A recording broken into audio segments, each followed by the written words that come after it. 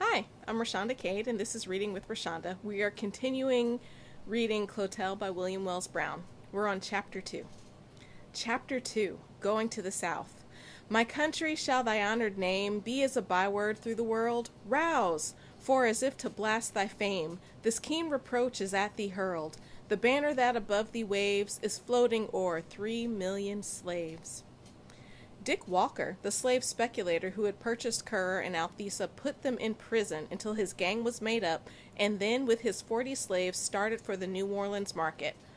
We talked about New Orleans. As many of the slaves had been brought up in Richmond and had relations residing there, the slave trader determined to leave the city early in the morning so as not to witness any of those scenes so common where slaves are separated from their relatives and friends when about departing for the southern market. This plan was successful, for not even Clotel, who had been every day at the prison to see her mother and sister, knew of their departure. A march of 8 days through the interior of the state, and they arrived on the banks of the Ohio River, where they were all put on board a steamer and then speedily sailed for the place of their destination. Walker had already advertised in the New Orleans papers that he would be there at a stated time with a prime lot of able-bodied slaves ready for field service, together with a few extra ones between the ages of 15 and 25. But, like most who make a business of buying and selling slaves for gain, he often bought some who were far advanced in years, and would always try to sell them for 5 or 10 years younger than they actually were. Few persons can arrive at anything like the age of a Negro by mere observation, unless they are well acquainted with the race. Therefore, the slave trader very frequently carried out this deception with perfect impunity. After the steamer had left the wharf and was fairly on the bosom of the Father of Waters, Walker called his servant Pompey to him and instructed him as to getting the Negroes ready for market. Amongst the 40 Negroes were several whose appearance indicated that they had seen some years, and had gone through some services. Their gray hair and whiskers at once pronounced them to be above the ages set down in the trader's advertisement. Pompey had long been with the trader and knew his business, and if he did not take delight in discharging his duty, he did it with a degree of alacrity so that he might receive the approbation of his master. Pomp, as Walker usually called him, was of real Negro blood, and would often say when alluding to himself, "This nigger is no counterfeit, he is the genuine article." Pompey was of low stature, round face, and like most of his race had a set of teeth which for whiteness and beauty could not be surpassed, his eyes large, lips thick, and hair short and woolly. Pompey had been with Walker so long and had seen so much of the buying and selling of slaves that he appeared perfectly indifferent to the heart-rending scenes which daily occurred in his presence. It was on the second day of the steamer's voyage that Pompey selected 5 of the old slaves, took them into a room by themselves, and commenced preparing them for the market. "Well," said Pompey, addressing himself to the company, "I is the gentleman that is to get you ready so that you will bring Marster a good price in the Orleans market. How old is you?" Addressing himself to a man who from appearance was not less than 40. "If I live to see next corn planting time, I will either be 45 or 55. I don't know which." "That may be," replied Pompey, "but now you is only 30 years old. That is what Marster says you is to be." "I know I is more than that," responded the man. "I knows nothing about that," said Pompey.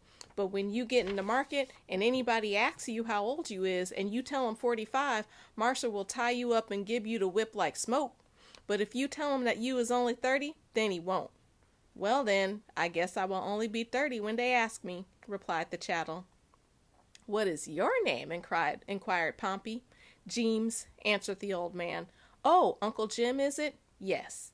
"Then you must have them dere whiskers of yours, and when you get to Orleans you must grease that face and make it look shiny." That was all said by Pompey in a manner which clearly showed that he knew what he was about. "How old is you?" asked Pompey of a tall, strong-looking man. "I was 29 last potato digging time," said the man. "What's your name?" "My name is Tobias, but they call me Toby." "Well, Toby, or Mr. Tobias, if that will suit you better, you is now 23 years old and no more. Does you hear that?" "Yes," responded Toby.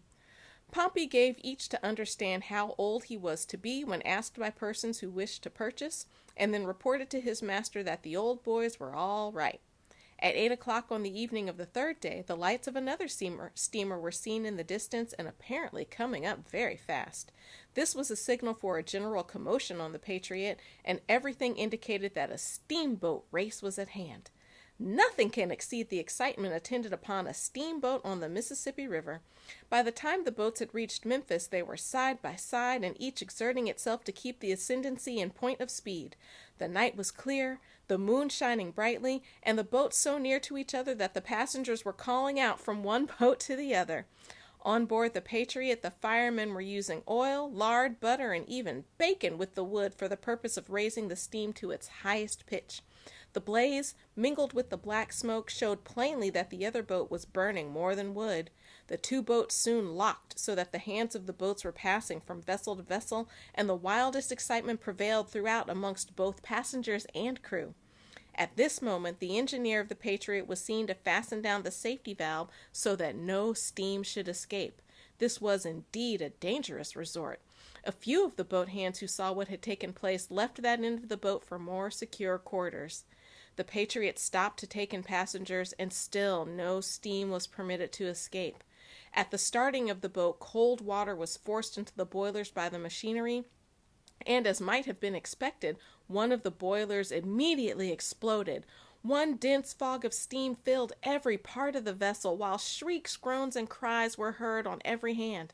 The saloons and cabins soon had the appearance of a hospital. By this time the boat had landed, and the Columbia, the other boat, had come alongside to render assistance to the disabled steamer. The killed and scalded, 19 in number, were put on shore, and the Patriot, taken in tow by the Columbia, was soon again on its way. It was now 12 o'clock at night, and instead of the saloons, It was now 12 o'clock at night, and instead of the passengers being asleep, the majority were gambling in the saloons. Thousands of dollars change hands during a passage from Louisville or St. Louis to New Orleans on a Mississippi steamer, and many men, and even ladies, are completely ruined. "Go call my boy, steward," said Mr. Smith as he took his cards one by one from the table. In a few moments a fine-looking, bright-eyed mulatto boy, apparently about 15 years of age, was standing by his master's side at the table. "I will see you and $500 better," said Smith as his servant Jerry approached the table. "What price do you set on that boy?" asked Johnson as he took a roll of bills from his pocket. "He will bring $1,000 any day in the New Orleans market," replied Smith. "Then you bet the whole of the boy, do you?" "Okay. Then you bet the whole of the boy, do you? Oh my gosh, they're talking about betting humans in whole or in part." Then you bet the whole of the boy, do you?" "Yes." "I call you then," said Johnson, at the same time spreading his cards out upon the table. "You have me beat," said Smith, as soon as he saw the cards. Jerry, who was standing on top of the table with the banknotes and silver dollars round his feet. They put him on the table with the bets. Jerry, who was standing on top of the table with the banknotes and silver dollars round his feet, was now ordered to descend from the table. "You will not forget that you belong to me," said Johnson, as the young slave was stepping from the table to a chair. "No, sir," replied the chattel. "Now go back up to your bed, and be up in time tomorrow morning to brush my clothes and clean my boots, do you hear?"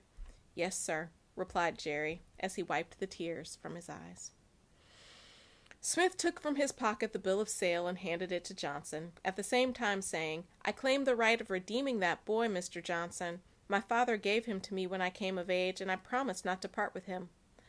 "Most certainly, sir, the boy shall be yours whenever you hand me over a cool 1,000, replied Johnson. The next morning, as the passengers were assembling in the breakfast saloons and upon the guards of the vessel, and the servants were seen running about waiting upon or looking for their masters, poor Jerry was entering his new master's stateroom with his boots. "Who do you belong to?" said a gentleman to an old black man who came along leading a fine dog that he had been breeding. "When I went to sleep last night, I belonged to Governor Lucas. But I understand that he has been gambling all night, so I don't know who owns me this morning." Such is the uncertainty of a slave's position. He goes to bed at night the property of the man with whom he has lived for years, and gets up in the morning the slave of someone whom he has never seen before. To behold 5 or 6 tables in the steamboat's cabin, with half a dozen men playing at cards, and money, pistols, bowie knives, etc., all in confusion on the tables, is what may be seen at almost any time on the Mississippi River. On the 4th day, while at Natchez, taking in freight and passengers, Walker, who had been on shore to see some of his old customers, returned, accompanied by a tall, thin-faced man dressed in black with a white neckcloth, which immediately proclaimed him to be a clergyman. "I want a good, trusty woman for house service," said the stranger, as they entered the cabin where Walker's slaves were kept. "Here she is, and no mistake," replied the stranger. "Stand up, cur, my gal. Here's a gentleman who wishes to see if you will suit him." Althesa clung to her mother's side as the latter rose from her seat. "She is a rare cook, a good washer, and will suit you to a T, I am sure." "If you buy me, I hope you will buy my daughter too," said the woman in rather excited manner. "I only want one for my own use and would not need another," said the man in black as he and the trader left the room. Walker and the parson went into the saloon, talked over the matter, the bill of sale was made out, the money paid over, and the clergyman left, with the understanding that the woman should be delivered to him at his house. It seemed as if poor Althesa would have wept herself to death for the first 2 days after her mother had been torn from her side by the hand of the ruthless trafficker in human flesh. On the arrival of the boat at Baton Rouge, an additional number of passengers were taken on board, and amongst them several persons who had been attending the races. Gambling and drinking were now the order of the day. Just as the ladies and gentlemen were assembling at the supper table, the report of a pistol was heard in the direction of the social hall, which caused great uneasiness to the ladies, and took the gentlemen to that part of the cabin. However, nothing serious had occurred. A man at one of the tables where they were gambling had been seen attempting to conceal a card in his sleeve, and one of the party seized his pistol and fired. But fortunately the barrel of the pistol was knocked up just as it was about to be discharged, and the ball passed through the upper deck instead of the man's head, as intended. Order was soon returned. All went on well the remainder of the night, and the next day at 10 o'clock the boat arrived at New Orleans, and the passengers went to the hotels and the slaves to the market. Our eyes are yet on Africa's shores, her thousand wrongs we still deplore. We see the grim slave trader there, we hear his fettered victim's prayer, and hasten to the sufferer's aid, forgetful of our own slave trade. The ocean pirate's fiend-like form shall sink beneath the vengeance storm. His heart of steel shall quake before the battle din and havoc roar. The knave shall die, the law hath said, while it protects our own slave trade. What earthly eye presumes to scan the wily Proteus heart of man? What potent hand will e'er unroll the mantled treachery of his soul? Oh, where is he who hath surveyed the horrors of our own slave trade? There is an eye that wakes in light, there is a hand of peerless might, which soon or late shall yet assail and rend dissimulation's veil, which will unfold the masquerade, which justifies our own slave trade. Chapter 3. The Negro Chase. We shall now return to Natchez, where we left Currer in the hands of the Methodist parson. For many years, Natchez has enjoyed a notoriety for the inhumanity and barbarity of its inhabitants, and the cruel deeds perpetrated there, which have not been equaled in any other city in the southern states. The following advertisements, which we take from a newspaper published in the vicinity, will show how they catch their Negroes who believe in the doctrine that all men are created free. That is a dangerous thing for a slave, to believe in the doctrine that all men are created free. And just as a side note, the phrase, all men are created equal, our framers literally meant all men. They really weren't including women. They were including white male landowners. That was who they meant as men. Just a little thing to be thinking about. All right, so on to the advertisements. Negro dogs. The undersigned, having bought the entire pack of Negro dogs of the Hay and Allen stock, he now proposes to catch runaway Negroes. His charges will be $3 a day for hunting and $15 for catching a runaway. He resides 3 1/2 miles north of Livingston, near the Lower Jones Bluff Road. William Gambrill, November 6, 1845. I've got dogs. I can catch your runaway slaves for you. Notice, The subscriber living on Caraway Lake in Hose Bayou in Carroll Parish, 16 miles on the road leading from Bayou Mason to Lake Providence, is ready with a pack of dogs to hunt runaway Negroes at any time. These dogs are well trained and are known throughout the parish. Letters addressed to me at Providence will secure immediate attention. My terms are $5 per day for hunting the trails, whether the Negro is caught or not. Where a 12-hour trail is shown and the Negro not taken, no charge is made. For taking a Negro, $25 and no charge made for hunting. James W. Hall, November 26, 1847. I'll charge you to hunt and I'll charge you to catch. But I'll give you a deal. I won't charge you to hunt if I catch. These dogs will attack a Negro at their master's bidding and cling to him as the bulldog will cling to a beast.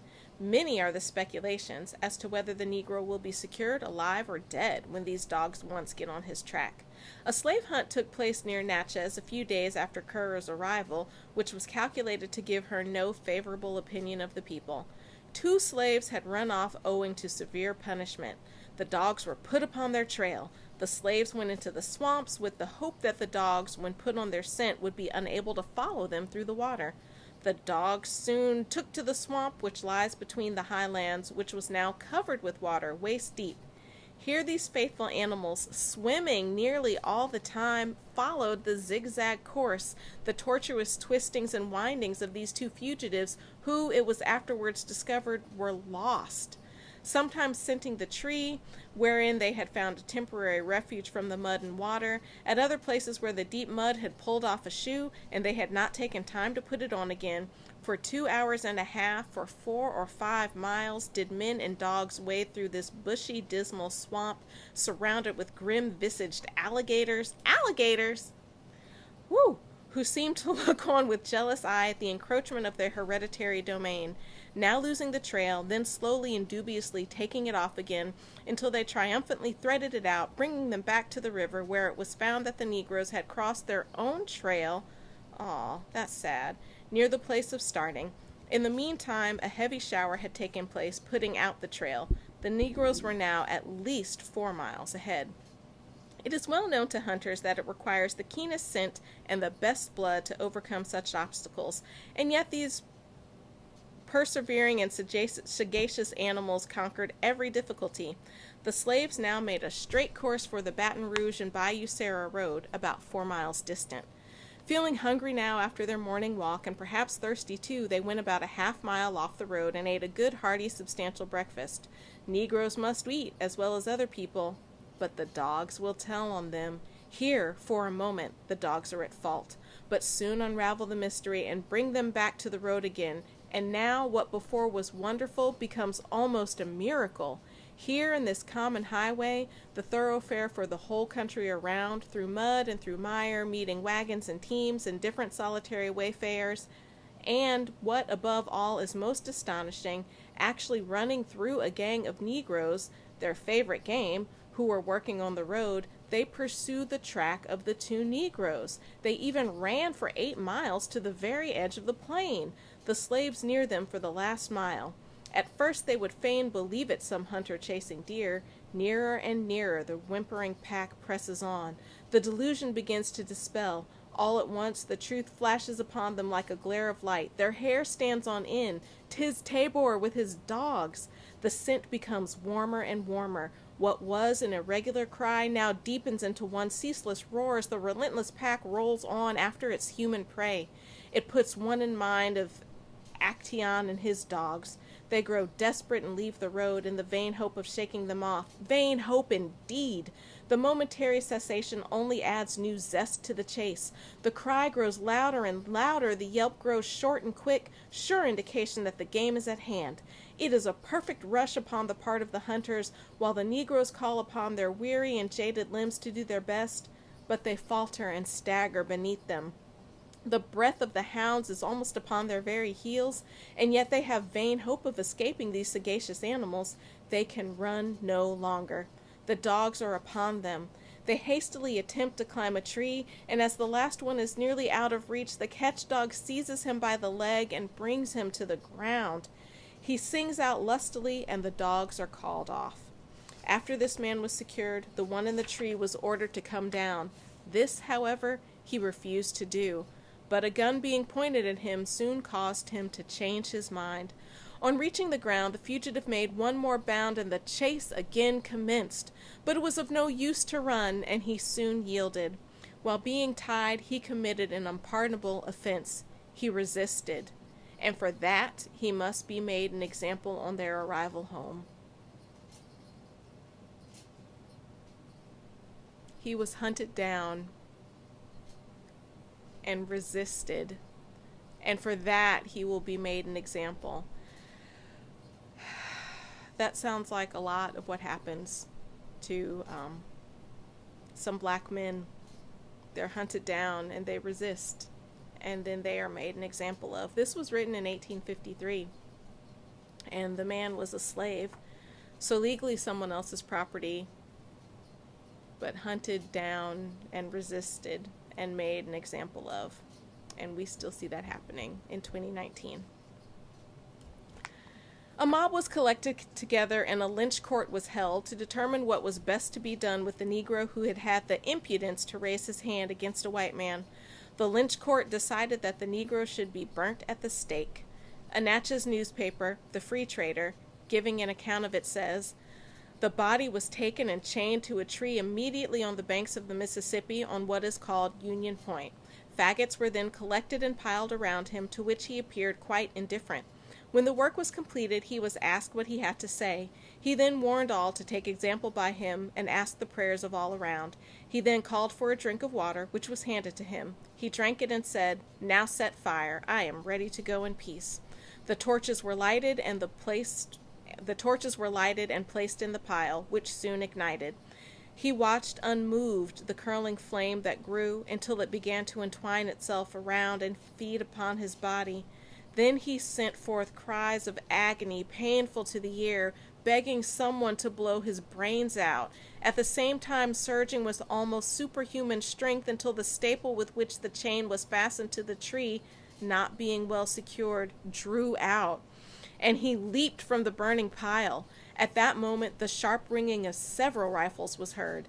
The body of the Negro fell a corpse on the ground. He was picked up by some 2 or 3 and again thrown into the fire and consumed, not a vestige remaining to show that such a being ever existed." Nearly 4,000 slaves were collected from the plantations in the neighborhood to witness this scene. Numerous speeches were made by the magistrates and ministers of religion to the large concourse of slaves, warning them and telling them that the same fate awaited them if they should prove rebellious to their owners. There are hundreds of Negroes who run away and live in the woods. Some take refuge in the swamps because they are less frequented by human beings. A Natchez newspaper gave the following account of the hiding places of a slave who had been captured. A runaway's den was discovered. Like where animals live, a den. A runaway's den was discovered on Sunday near the Washington Spring in a little patch of woods where it had been for several months so artfully concealed underground that it was detected only by accident, though in sight of 2 or 3 houses and near the road and fields where there has been constant daily passing. The entrance was concealed by a pile of pine straw representing a hog bed, which being removed discovered a trap door and steps that led to a room about 6 feet square, comfortably sealed with plank, containing a small fireplace, the flue of which was ingeniously conducted above ground and concealed by the straw. The inmates took the alarm and made their escape, but Mr. Adams and his excellent dogs being put upon the trail soon ran down and secured one of them, which proved to be a Negro fellow who had been out about a year. He stated that the other occupant was a woman who had been a runaway a still longer time.